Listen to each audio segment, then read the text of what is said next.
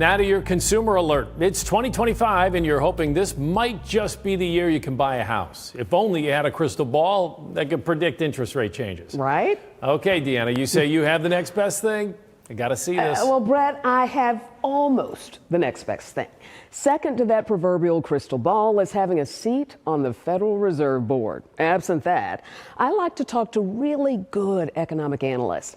And in these strange financial times post-pandemic, even they don't always get it right. But they are watching the market conditions, armed with an erudite understanding of our economy. And here's what Chief Financial Analyst at Bankrate is saying. The Fed will only bring interest rates down if they have hard evidence that inflation is coming down.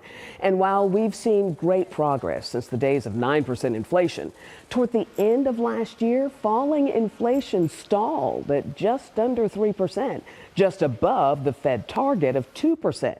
So while interest rates will likely come down this year, Bankrate's chief analyst predicts it will be very slow, maybe as few as only 3 interest rate cuts this year. I have home buyers who've reached out, would-be home buyers who've reached out, who've said, we'd really like to buy a house, but interest rates are too high right now. I'm going to hold out until, toward the end of 2025. You say what to those folks? For the would-be home buyers out there, I just don't think you can anchor to the 3, 4, or 5% mortgage rates. That's just not the reality we're in right now. And even if rates did drop, the risk you run there is that it could spur additional demand that then pushes home prices up. It doesn't take much of an increase in home prices to offset the affordability benefit of a drop in mortgage rates. And he says he believes those 3 and 4% interest rates we saw for so long are likely a thing of the past.